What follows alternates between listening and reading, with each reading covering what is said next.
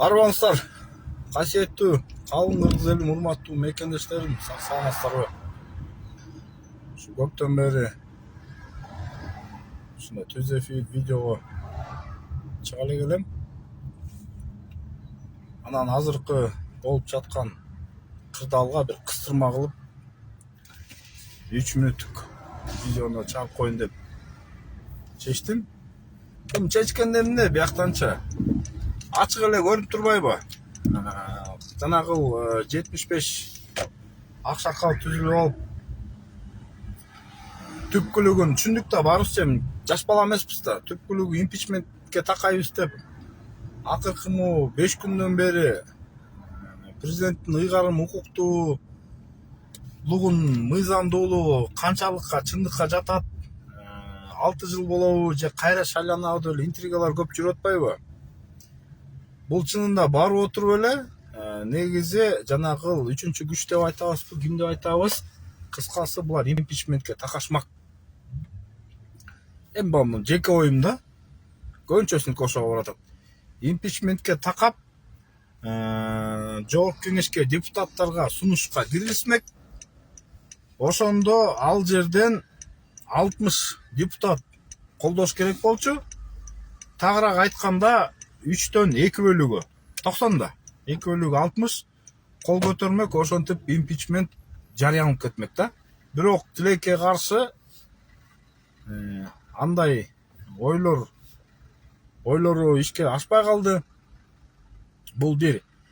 Экинчиден, мына дагы бир депутат баланча бир иш менен кетет деп атат.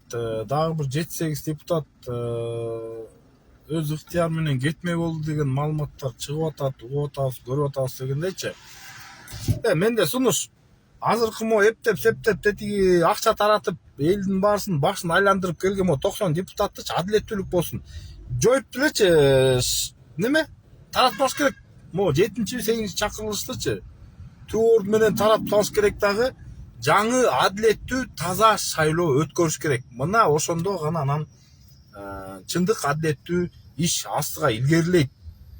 Кимдер келди? Жалаң крахаборлор келди. Билебиз кимдин эмнеси, кимдин жанагы астында бийлеп жүргөндөр келди, мисалы үчүн.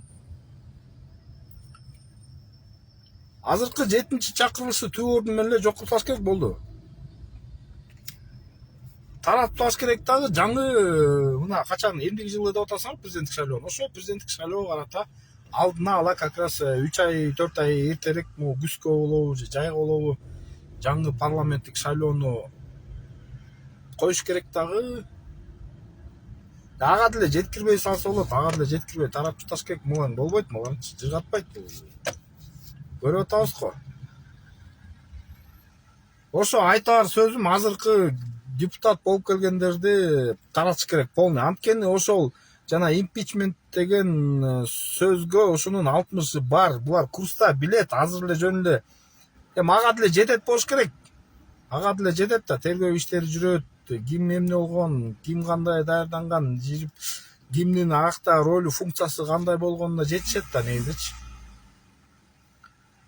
Анан жөн эле концерт кылып неметип эле 90 депутатты таратпаш керек.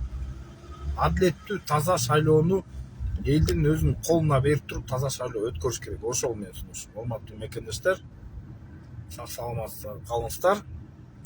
Өлкөбүздө тынчтык болсун. Жаркын келечекке биргеликте кадам жасайлык. Ар кандай бирөөлөрдү ээрчип, талтайып, тиге секирип, буга секирип, секиргенде токтотуш керек. Ар бир адамдын өзүнүн ой пикири болуш керек. Сүйлөгөн сөзү орунду болуш керек, оор басырыктуу. Ошо мекендештер, азыркы жогорку кеңешти таратып эле салыш керек болду. Булар жыгатпайт. Булар ошого бара чыккан. Изилдесе чыгат. Ошол ким заговордун ичинде кайсыл депутат эмне бар? Анткени баарыбызга маалым, что парламенттин 50-60% уже тиги тарап болуп кеткен. Ошо мекендештер, саламатсыздар.